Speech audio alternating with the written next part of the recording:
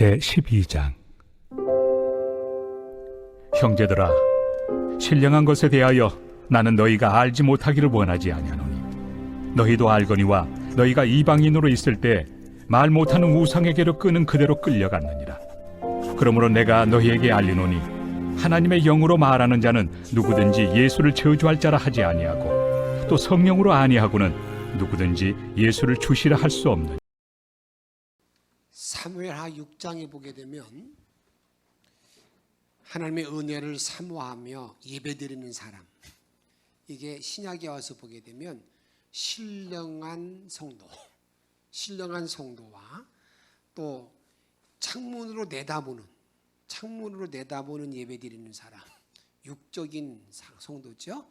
육적인 성도가 드리는 예배를 아주 정확하게 이렇게 구분해 놓고 있습니다.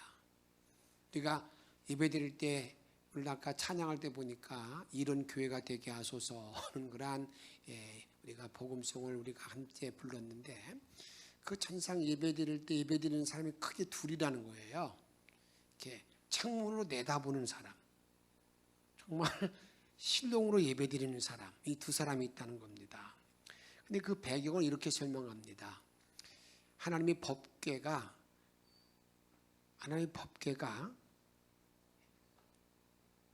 오벳 에돔의 집에 있어요. 그 집에 있는데 하나님이 그 집에 막 축복을 해주시는 거예요. 그러니까 다윗이 처음에 그 성전에 그 예루살렘으로 법궤를 옮겨 올라다가 어떤 사고가 한번 일어났었잖아요. 그런데 그 법궤가 있는 그 집이 축복을 받는다고 그러니까 요 다윗이 이런 신령한 복을 받는 데에 있어서는 절대 남에게 뒤지지 않는 사람이잖아요. 그래서 그 법궤를 빨리 모셔야 됐다. 빨리 모셔오는, 다시 법궤를 모셔온다는 얘기는 하나님 앞에 선자, 예배를 바로 드리기 위한 어떤 그런 모습을 말합니다. 그 일을 감당하는데 이 다윗은요, 어떤 모습으로 감당하냐면 막 기쁨과 찬양으로 예배를 드려요. 그게 영적인 예배를 바로 드리는 사람입니다. 그러니까 오늘 말하는 신령한 자가 드리는 그런 예배자라고 말할 수가 있어요. 그래서 먼저 오늘은 신령한 자, 영적인 예배를 바로 드리는 사람은 차관 기쁨이 막 충만한 그런 사람으로서 하나님의 춤도 추면서 예배 드리는 사람이거든요. 근데 그런 신령한 예배를 드리는 사람은 어떤 사람인가라고 말할 때 이렇게 말합니다. 합당하게 예물을 준비하며 드림. 합당한 예물. 오늘 한번 성경을 먼저 보십시다. 사무엘하 6장 13절 말씀. 여호와의 궤를 맨 사람들이 6걸음을 가매 다윗이 소와 살찐 송아지를 제사 드리고, 이제 법궤를 맨 사람들이 6발짝을 뛰고 난 다음에 바로 그곳에 뭐 합니까? 제사를 드리는데, 예물을 드리는데 막 살찐 송아지를 준비하는. 제가 이번에 우리 부활인 목사가 이제 목사 안수를 받고 제가 어느 날 헌금 드린 걸 보니까 천예물이라고 그래서 자기가 받았던 모든 것들 전부 다 이렇게 모아서 이렇게 하나님 지금까지 뭐 한 달 동안 있는 거 전부 다 드리는 모습을 봤어요. 요즘은 이렇게 천예물이 이렇게 흔하지 않습니다. 제가 청년 시절만 해도 그냥 보통 이제 아주 강단에서도 그런 얘기를 많이 했어요. 여러분들이 직장에 가서도 천예물 드리고 어디 가든지 간에 이게 천예물, 하나님께서 첫 것을 드리기를 우리가 부탁도 하고 그런 예물을 많이 드렸는데, 지금은 그런 어떤 마음을 다해서 드리는 예물들이 흔하지 않아요. 그런 예물 드렸더라고요. 저는 그런 예물들이 어떤 예물이냐, 여러분들에게 하나님께 합당한 그 예물을 준비한 자라고. 내가 일생 동안 목회하는데 내가 첫 예물을 하나님께 드리나이다. 나를 받아달라고 하는 예물. 다윗이 지금 그 예배를, 그 법궤가 오는 모습을 보면서 찬양하며 기뻐하며 드리는데 예물을 온전하게 합당하게 준비합니다. 그 다음에는요, 힘을 다하여 춤을 추면서 예배드립니다.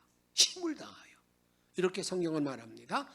6장 14절에 보게 되면 다윗이 여호와 앞에서 힘을 다하여 춤을 추는데 막 힘을 다 춤을 추는데 배에 에봇을 입고 막 춤을 추는 거예요. 여러분, 이 영적인 예배, 신령한 예배가 어떤 예배인가를 우리들에게 모습을 힘을 내 정성을 다 하여드린다 그 말이에요. 그 다음에 또 어떤 예배를 드리는 건가? 우리가 즐거이 환호하며 악기로 찬양하며 예배 드리는 거예요. 6장 15절 같이 읽습니다. 다윗은 온 이스라엘 족속이 즐거이 환호하며 나팔을 불고 그들이 막 즐거이 악기를 들고 막 찬양하는. 여러분 한번 잘 연상 한번 해보십시오. 영적인 신령한 예배가 어떤 예배인가? 힘을 다하여 예배 드린다 그 말이죠. 이렇게 이런 영적인 예배를 드리고 나니까 우리가 지금 말로 말하면 내가 큰 은혜 받았다, 큰 은혜 받았다, 이런 말입니다. 그러니까 예배를 사모하면서 이 예배를 사모하는 큰 은혜를 받았다. 이 큰 은혜를 받았다는 말을 구약에서는 큰 은혜를 받았다 그런 말을 쓰지 않습니다. 어떻게 그 말을 썼는가 이렇게 말합니다. 우리가 6장 19절에 보게 되면 모든 백성 곧 온 이스라엘 무리에게 남녀를 막론하고 영적인 예배를 드리는 모든 자들에게 같이 읽습니다. 떡 한 개와 고기 한 조각과 건포도 한 덩이씩 나누어 주매 모든 백성이 각기 집으로 돌아가니라. 여기 건포도 한 조각, 고기 한 조각, 떡 한 덩어리. 이게 무슨 얘기예요? 이게 큰 은혜 받았다는 거예요. 내가 신령한 예배를 드리고 나니까 내 육체, 내 그냥 영적으로 엄청나게 고기 한 떡덩이 큰 선물을 받고 있는 그런 모습을 말합니다. 그런데 창문으로 내다보는 예배 드리는 사람, 그게 같이 한 부분인데도 불구하고 다윗의 아내가 그런 예배를 드립니다. 창문으로 쭉 내다보는 예배. 그러니까 예배 드리는 게 예배를 보러 오는 사람이죠. 어떻게 예배를 잘 드리나, 예배를 잘 어떤 사람이 예배를 진짜 드려 이렇게 자꾸 보는 사람. 예배 드리는 사람, 예배를 보러 오는 사람이 창문으로 예배 드리는 사람인데 그 사람이 육적인 예배 드리는 사람입니다. 이렇게 성경은 말합니다. 6장 16절 말씀 같이 한번 읽도록 하겠습니다. 여호와의 궤가 다윗 손으로 돌아올 때 사울의 딸 미갈이 창으로 내다보다가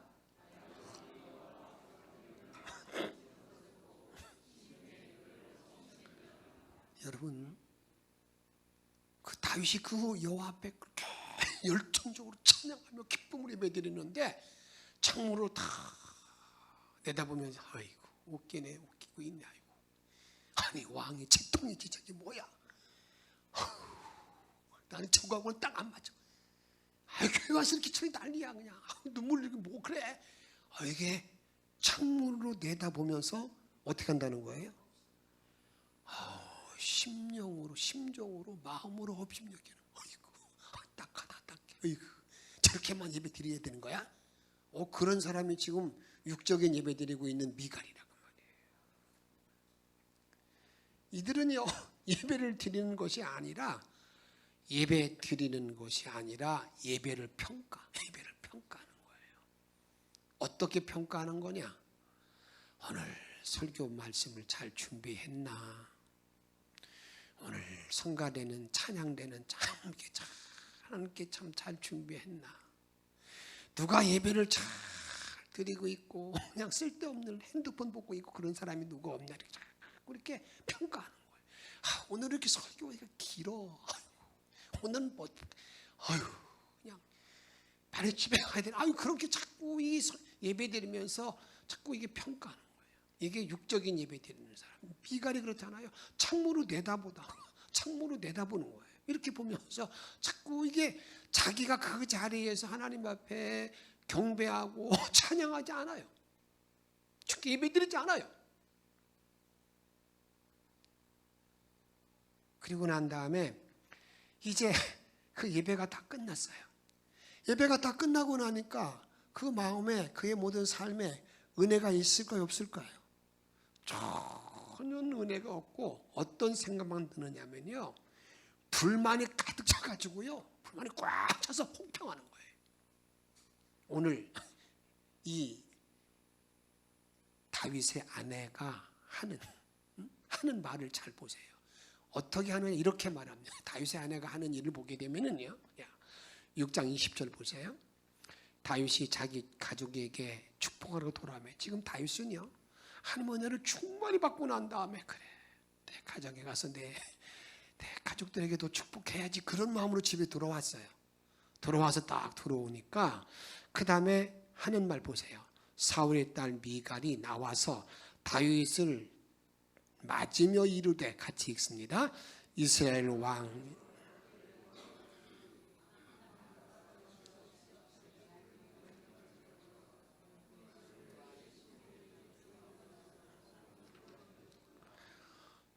가족을 축복하러 들어오니까 하는 얘기가, 아이고 참 안 되시다. 아이고 왕이 채통이 있지요. 아이 그냥 뭐 몸을 드러내놓고 그 신하들 앞에서 그렇게 수치를 당하게 되는 겁니까? 막 한바탕 쏘아대는 모습 보세요. 정리가 됐어요? 저와 여러분들이 예배 드릴 때 이 두 종류의 사람이에요. 신령한 예배 드리는 사람, 영적 예배 드리는 사람과 육적인 예배 드리는 사람, 내다보는 사람, 보러 온 사람이 있다, 그 말이에요. 오늘 본문에 보게 되면 이렇게 영적인 예배 드리는 사람이 누구인가? 그 사람은 신령한 성도, 신령한 성도라고 말합니다. 신령한 성도. 이 신령한 성도에 대해서 말하는데, 우리가 먼저 알 건 뭐냐면요, 우리가 신령한 성도를 말할 때 바울은 이렇게 먼저 말합니다. 우리가 믿음 생활 잘할 때, 1절 말씀 같이 한번 크게 읽습니다. 형제들아, 신령한 것에 대하여 나는 너희가 알지 못하기를 원하지 아니하노니. 그러니까 신령한 것에 대해서 알라는 거예요, 알지 말라는 거예요? 알라는 거예요. 이제 너희가 이제는 신령한 것에 대해서 알아야 된다. 신령한 것에 대해서 알아야 된다. 그 신령한 것에 대해서 알아야 되는데, 여기 신령한 성도, 신령한 것이 뭘까? 신령한 성도는 뭘 말하는 건가?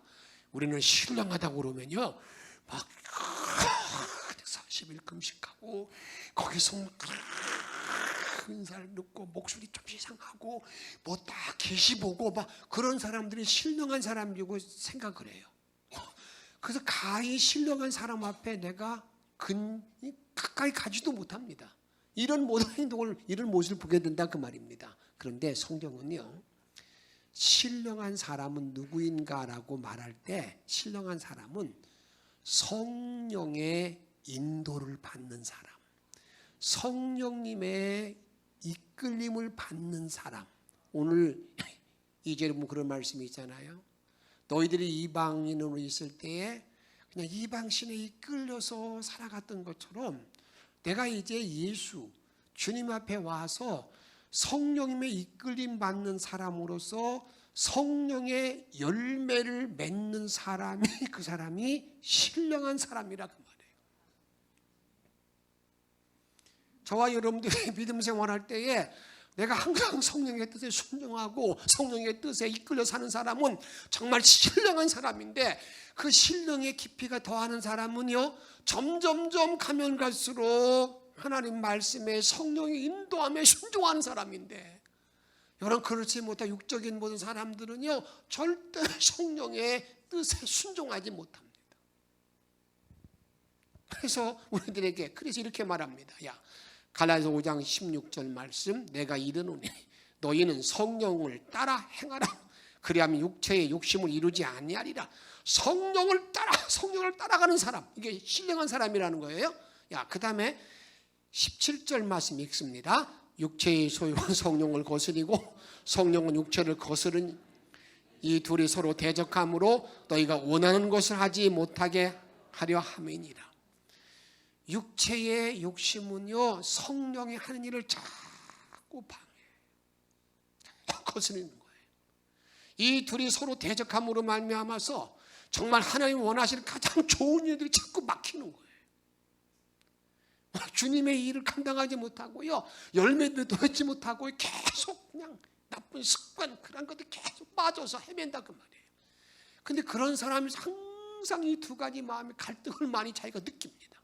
내가 이러면 안 되지, 내가 안 돼, 일어나야 되는데. 그런데 육체의 소욕이 그 성령의 뜻을 다 짓눌러 버려가지고요, 나도 알지 못한 사이에 나로 나타나는 건 모두 다 무엇이 나타나느냐? 육체의 소욕만 자꾸 나타난다 그 말입니다. 그래서 그 다음에 이제 이런 것들을 쭉 정리해 놓고 난 다음에 갈라디아 6장 1절 말씀 이렇게 말합니다. 형제들아, 사람이 만일 무슨 범죄한 일이 드러나거든 신령한 너희는 다시 말하면 이제 성령이 이끌림 받는 사람이 성령이 면을 맺는 일을 쭉 설명하고 난 다음에 성령의 인도를 받는 신령한 사람들은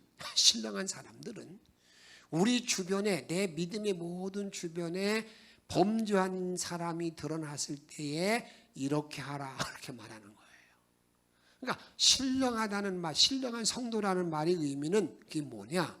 내가 성령의 뜻을 따라가는 사람, 이 사람이 신령한 성도라 그 말이에요. 그러면 성령님의 인도를 받는 신령한 예배자는 누구일까? 성령의 인도를 따라 순종하며 사는 신령한 성도의 예배자는 어떤 사람일까? 이걸 우리가 정리해야 되지 않겠어요? 근데 어떤 사람들이 하나님 성령의 이끌음 받는 그런 신령한 성도의 예배일까? 제일 첫 번째는요, 이런 사람입니다. 예배의 대상자가 분명합니다. 예배의 대상자가 정확합니다. 오늘 이렇게 말하고 있어요. 성령으로 말미암지 않고는 누구든지 예수를 저주받을 자, 그렇게 말하지 않는다는 거예요. 성령으로 말하지 않고는 절대로 예수를 주라고 할 수 없다는 거예요.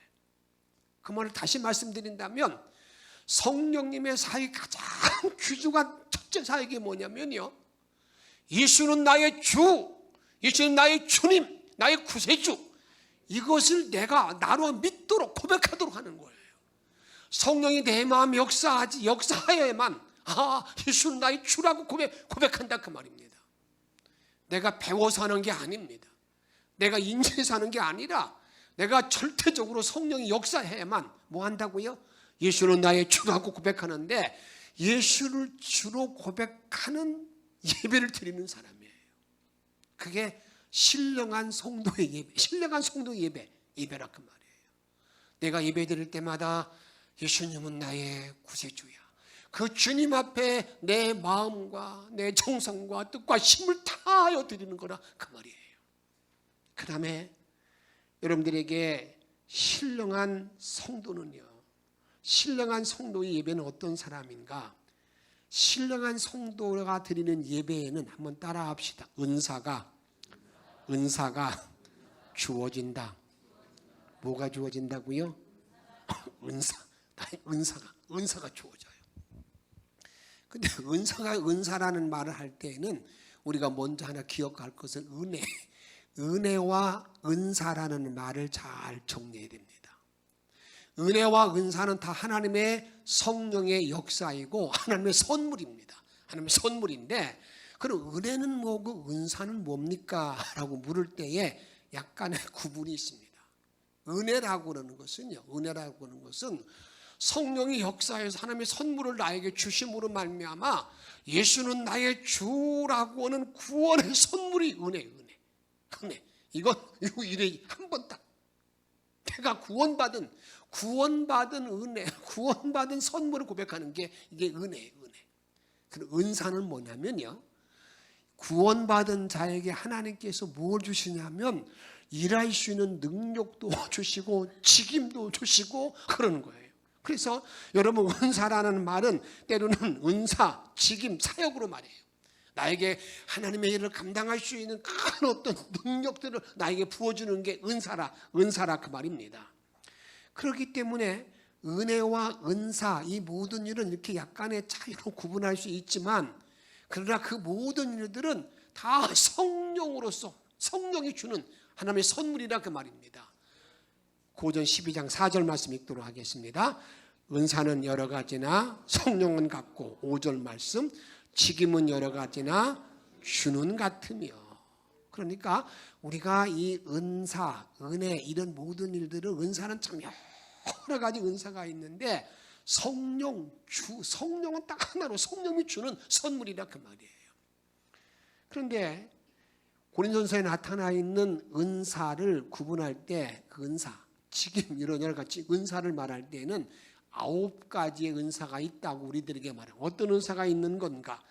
지혜, 지식, 믿음, 병 고치는 은사, 능력, 행함, 예언, 영분별, 각종 방언, 그다음에 통역 이런 은사가 있다 그 말입니다.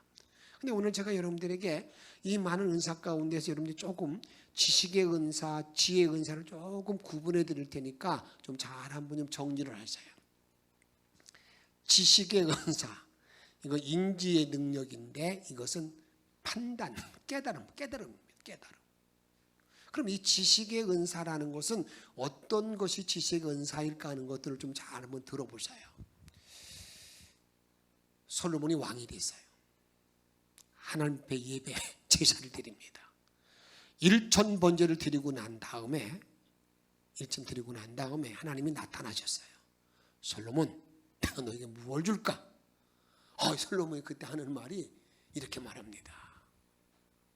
하나님, 나는 내 아버지 다윗에 비하면 나는 너무나 어린아이 같이 출입을 바로 할 수 없습니다. 하나님이 나에게 이 많은 백성을 맡겨주셨는데 내가 그들에게 재판을 바로 할 수 없습니다. 지식이 분명하지 못합니다. 그러니까 나에게 그걸 달라고 얘기하는 거예요. 그때 하나님께서는 야, 너 너무 고맙다. 야, 네가 부도 장수도 명예도 구하지 아니하고 내 백성을 다스릴 잘 판단할 재판에 그 판단할 지식을 구하니 내가 다 주겠다고 더 받잖아요. 그런데 그 다음에 바로 이어서 나오는 말을 잘 들어보세요. 열왕기상 3장 9절 말씀 읽습니다. 누가 주의 이 백성을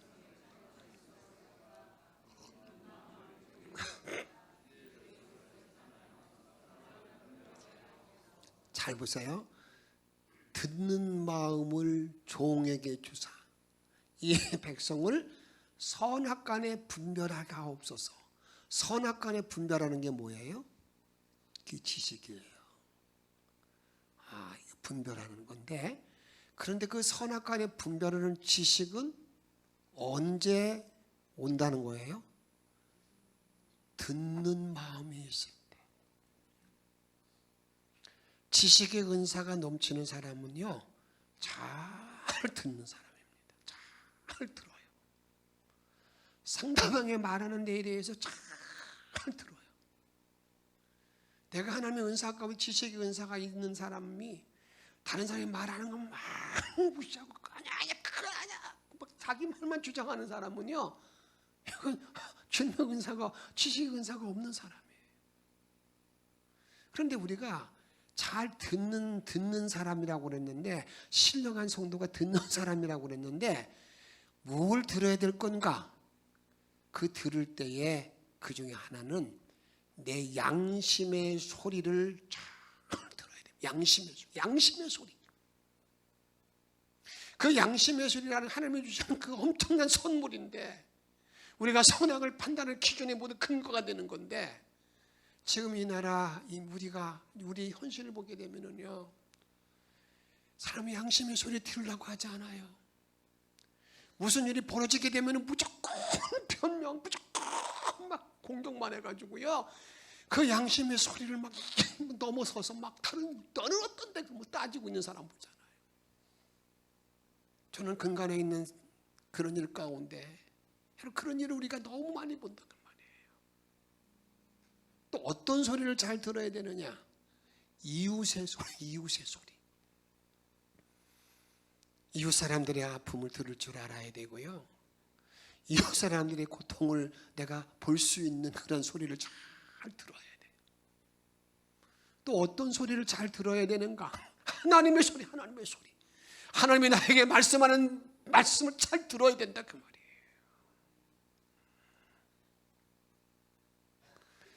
그 다음에 지혜라는 건 뭘까?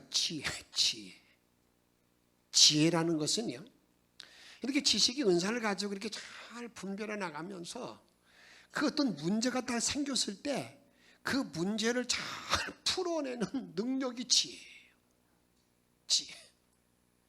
예수님은 지혜의 근본이기 때문에 예수님이 이 땅에 하신 일을 보게 되면 우리가 좀 깨닫습니다. 이렇게 말합니다. 예수님께서 찾아와가지고 예수님을 시험해가지고 예수님 올무에 빠뜨리려고 하는 그런 사람들이 있었잖아요. 로마의 그 당시 속국이었기 때문에 이렇게 말합니다. 우리가 로마에게 세금을 바치는 것이 옳습니까? 잘못됐습니까? 세금을 내라고 해도 문제되고 내지 말라고 해도 문제가 돼요. 그때 예수님께서 이렇게 말합니다. 너희 가지고 있는 동전을 가져와라. 여기 돈에 누구의 그림이 있는가? 아, 가이사의 그림입니다. 예수님 이렇게 말합니다. 가이사의 것은 가이사에게로, 하나님의 것은 하나님에게로. 이게 지혜예요, 지혜. 그런 예를 성경은 많이 말하고 있잖아요. 여러분, 가늠하다 현장에 잡힌 여인이 있습니다. 이제는 예수님을 이제 잡을 수 있는, 예수님을 그냥 공중에 빠뜨릴 수 있는 기회가 왔다고 그러면서 그 여인을 질질 끌고 예수님께 데려옵니다. 라비야. 이 여인이 가늠하다가 현장에 잡혔습니다. 어떻게 해야 됩니까? 여러분, 그 당시 율법적으로 말하면 돌로 쳐 죽여야 돼요. 여러분, 돌로 치라고 그러면 예수님의 사랑이 없는 거고요. 돌로 치지 말라고 그러면 어떻게 됩니까? 예수님 율법을 어기는 거예요. 이래도 문제, 저래도 문제. 정말 안타깝고 어려울 때에 예수님께서는 땅에 앉아서 글씨를 썼어요. 일어나셨어요. 온 사람을 둘러보고 난 다음에 너희 가운데 죄 없는 자가 이 여인에게 돌을 던지라. 그러니까 성경은 이렇게 말합니다. 어른으로부터 다, 왜 그런 거예요? 어른들이 죄를 더 많이 줬다는 거죠. 마지막 남았어요. 다 어디 갔느냐? 나도 너를 정죄하지 아니하노니 다시는 죄를 범하지 말라고 말하잖아요. 여러분, 이게 지혜. 그 다음에 또 여러분들에게 우리가 은사를 받는다고 그럴 때 은사 가운데 하나는 뭐가 있냐면 직분이 있습니다. 여기 목사의 직분, 장로의 직분, 다 직분이거든요.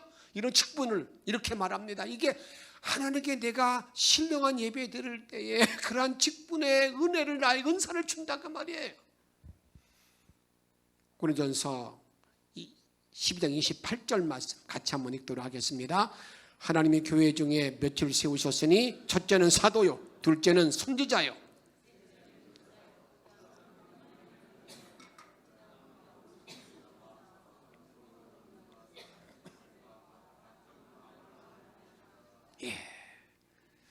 다음 세 번째로 그러면 신령한 자, 신령한 성도는 한번 따라합시다. 은사 주신 목적을 바로 아는 자이다. 은사를 나에게 주니까 그 은사를 주신 목적, 왜 이런 목적을 나에게 주었는가를 정확히 알고 그 목적대로 은사를 쓰는 사람이에요. 절대 그 은사 주신 목적, 내가 병 고치는 은사를 받았으면은요, 그 병 고치는 은사가 주님 영광으로 드러나야 되는데, 여러분 그렇지 못한 사람 많습니다. 그런 은사 받고 난 다음에요, 가정재단 세우기도 하고요, 그 은사 받고 어떤 때는 어떤 일을 하는 줄 아십니까? 미안한 얘기지만 그 은사를 받고 난 다음에 그걸 가지고 돈 버는 사람도 많이 있어요. 주신 은사를 정확한 목적대로 써야 된다. 그럼 어떤 목적 때문에 은사를 주시는가? 제일 첫 번째 하나는 뭐냐면요, 은사를 주신 이유는 다른 게 아닙니다. 성도와 성도를 온전하게 하고 봉사하게 하고 그리스도의 몸을 세우기 위함이라는 거예요. 에베소 4장 12절 같이 읽겠습니다. 이는 성도를 온전하게 하여 봉사일을 하게 그리스도의 몸을 세우게 하려 함이라. 은사를 받은 사람은요, 성도를 온전하게 하는 거예요. 성도가 살다 보게 되면, 지내다 보게 되면 어떻습니까? 좀 넘어질 수 있잖아요. 그리고 봉사하는 일. 하나님의 은사가 나에게 임한 사람은요, 그냥 봉사하고 싶은 생각이 자꾸 드는 거예요. 어느 사람은 내가 막 은사 받았다는 자랑을 많이 하는데 때로는 그분들이 자꾸 교회 모든 일하다가 자꾸 뒤로 빼는 사람. 은사를 잘못 받은 사람이에요. 은사 받고 잘못 쓰는 사람이에요. 또 은사를 받고 하는, 은사를 준 목적은 뭐냐? 교회, 그리스도의 몸, 교회를 잘 세우는 일, 교회를 잘 세우는 일을 감당하는 것이라 그 말입니다. 다음에 은사를 준 목적이 뭔가? 고전 14장 26절에 보게 되면 한번 따라합시다. 덕을 세우기 위함이라. 덕을 세우기 위함이라. 자꾸 덕을 세우는 거예요. 저 사람 참 멋지구나. 예수 믿는 것이 저런 거구나. 자꾸 덕을 세운다 그 말이에요. 이게 은사 주신 목적이에요. 그 다음에는요, 고전 12장 7절 말씀 같이 읽습니다. 각 사람의 성령을 나타냄을 무엇하기 위함이라고요? 유익하도록. 내 신앙에 유익이 되는 거예요. 나와 관계된 모든 사람에게도 유익을 끼치는 것이 뭐냐? 이게 은사 받은 주신 목적이에요. 근데 내가 은사를 받고 난 다음에 자꾸 교회도 해를 끼치고 나와 만나는 사람들에게 자꾸 갈등을 일으키고 뭔가 상처를 주고, 그것은 여러분들에게 은사를 받았다고 그런다면 잘못 쓰고 있는 거예요. 은사는 여러분 유익을 주기 위해서. 그 다음에 은사를 주신 목적은 또 뭔가? 베드로전서 4장 10절 말씀 읽도록 하겠습니다. 각각 은사를 받은 대로 하나님의 여러 가지 은혜를 맡은 선한 청지기 같이 어떻게 하라고요? 선한 청지기 같이 봉사하는 거예요. 내가 은사 받은 만큼 열심히 봉사하는 게, 봉사하도록 은사를 주신다 그 말입니다. 이제 이런 신령한 성도가 내가 은사를 받고 내가 그럼 어떤 삶을 살아야 되는가? 그건요, 끊임없이 질문하는 거예요. 내가 옛날에 은혜를 받았으니까 이 정도 됐어, 나는 이 정도 끝났어. 그게 아니라 계속해서 질문하는데, 어떤 질문하는 건가? 이게 신령한 성도는요, 계속해서 또 질문하고 또 질문하는 거예요. 어떤 질문하는 건가? 이런 질문하는 겁니다. 베드로서 3장 10절에 보게 되면, 그러나 주의 날이 도적같이 오리니 그날에는 하늘이 큰 소리로 떠나가고 물질이 뜨거운 불에 풀어지고 땅과 그 중에 있는 모든 일이 드러나리로다. 이게 뭐냐면, 이제 마지막 때에, 마지막 종말의 때가 되면 우리가 이 지구, 보이는 지구, 눈에 보이는 지구 다 온데가도 없 사라져요. 뜨거우면 다 사라진다고 그랬어요. 그런데 그런 일이 있을 때까지 저와 여러분이 할 일이 뭔지 아십니까? 이런 질문을 끊임없이 하는 겁니다. 11절 말씀 읽습니다. 시작.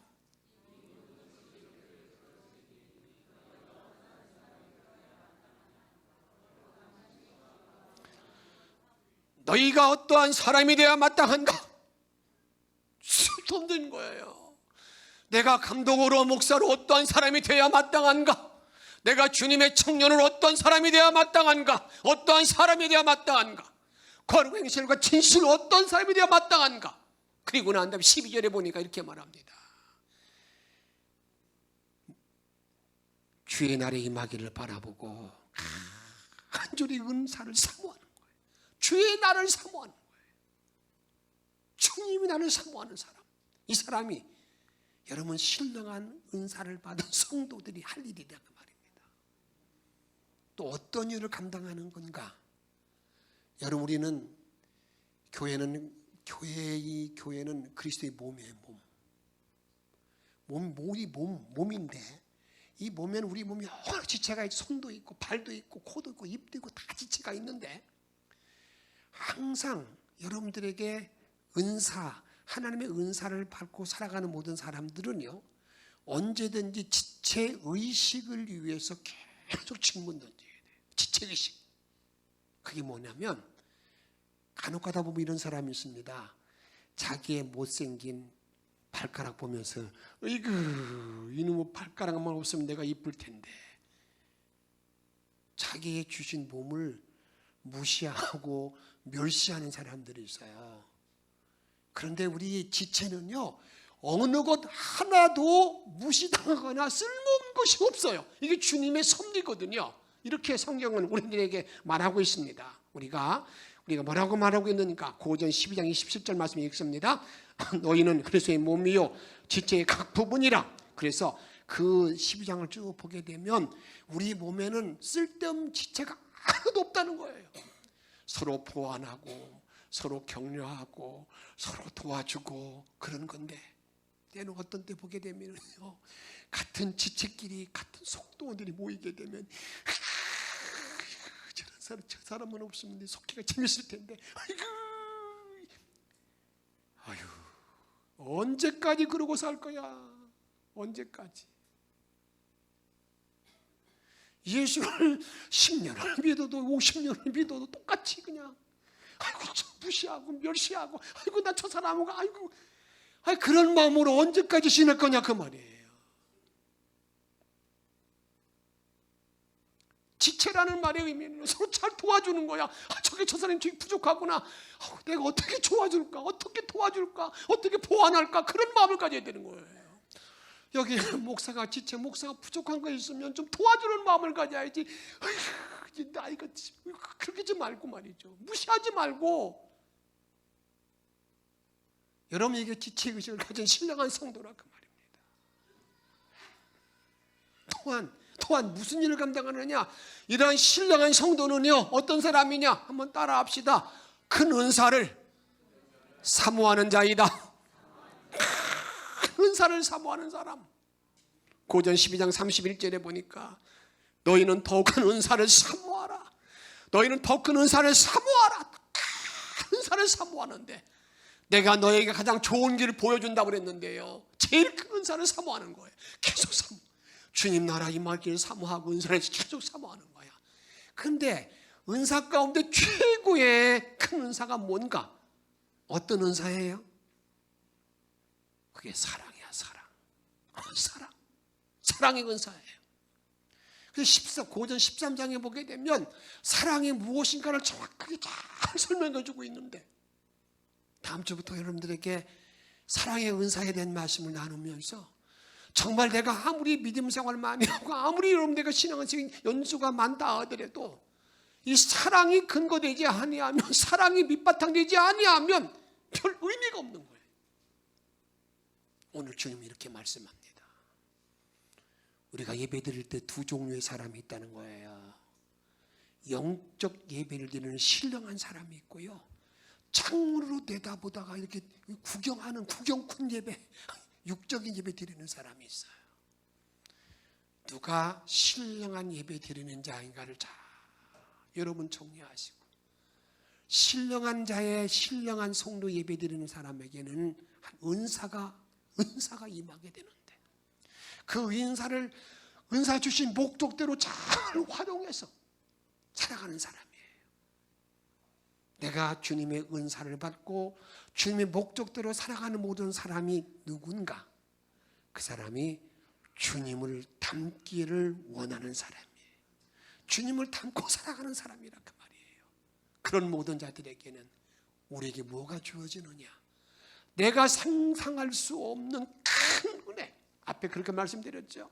떡 한 동이, 고기, 건포도 나에게 임하는데, 내가 신령한 예배 드릴 때마다, 영적 예배 드릴 때마다 그런 큰 은사가 저와 여러분의 삶 속에 항상 넘쳐나기를 주의 이름으로 축복합니다.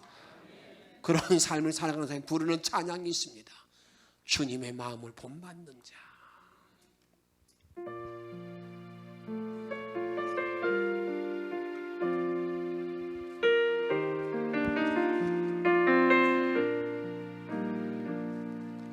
주님의 마음을 본받는 자, 그 마음에 평강이 찾아오면 험악한 세상을 이기리니 하늘로부터 임함이로다. 주님의 마음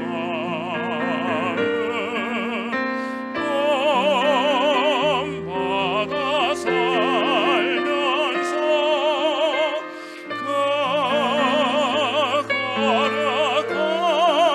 거룩하신 나도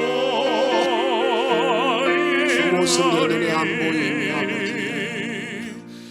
주 모습 내 눈에 안 보이며 금성 내기 내 영혼 날마다 주를 만나.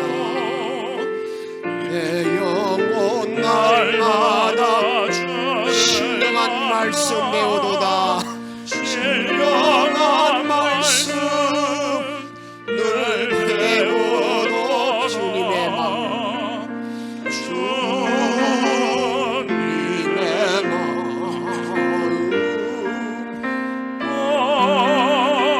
본받아 살면서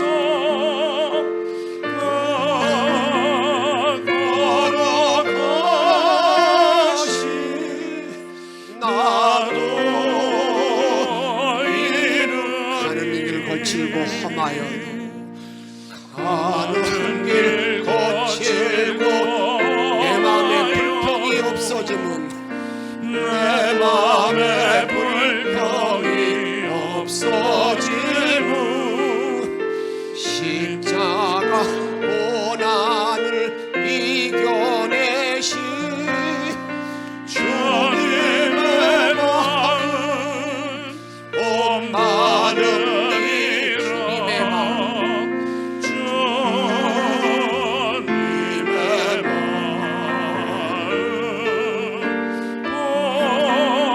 본받아 살면서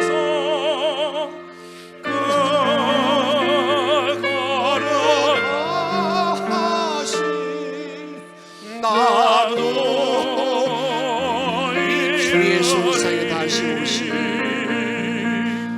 주 예수 세상에 다시 오신 그날의 무성도 변화하여 주님의 빛나는 그 형상을 함께 보며 주 찬양하리.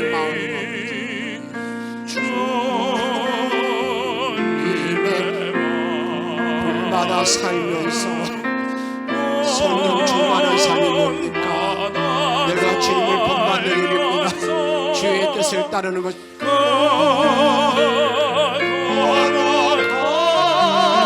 거룩하신 나도 이루리. 함께 기도합니다. 하나님, 내가 신령한 성도, 성령의 인도를 받는 사람은 주님을 따라가는 주님을 본받는 사람입니다. 이 사실을 기억하며 앞에 주신 말씀 강속으로 기도하겠습니다. 생명의 주님을 주시는 원합니다.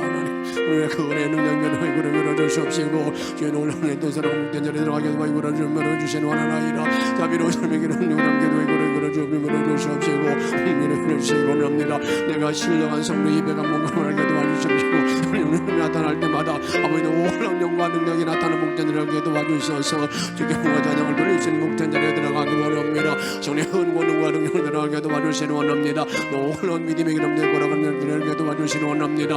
아멘. 여러분의 기도합니다. 아멘. 능력을 함께 도와주시고 주님을 섬기고 사랑하는 들어가게 도와주시옵시고 예수의 능력을 섬기게 도와주시옵소서. 하나님의 높임 받는 자리에 들어가기를 원합니다. 영광된 모든 일을 들어가기를 원합니다. 주의 행위를 감당하는 모든 일에 들어가기를 원합니다. 능력을 함께 주만 바라볼 수 있도록 아버지를 보소히 걸으시는 원합니다. 우리들 모든 점이 하는 결을 들어서 아버지 감사와 찬양을 드리게 도와주시옵시고 놀라게 은혜를 열어주시는 하나님이라 하나님 권위를 받는 은혜를 들고 받은 문서를 하나님께 도와주시옵시고 이제는 큰 권능과 능력으로 지킴 감사와 찬양을 드릴 수 있도록 도와주시는 원합니다. 주의 내가 주의만 원받고 영혼의 다리에 승리하게 도와주시옵시고 이제는 그 권능과 능력으로 주님께만 영광 드리는 자리에 들어갈 수 있도록 이끌어 주시옵소서. 우리의 생명 되시는 예수님의 이름으로 간절히 기도하옵나이다. 아멘.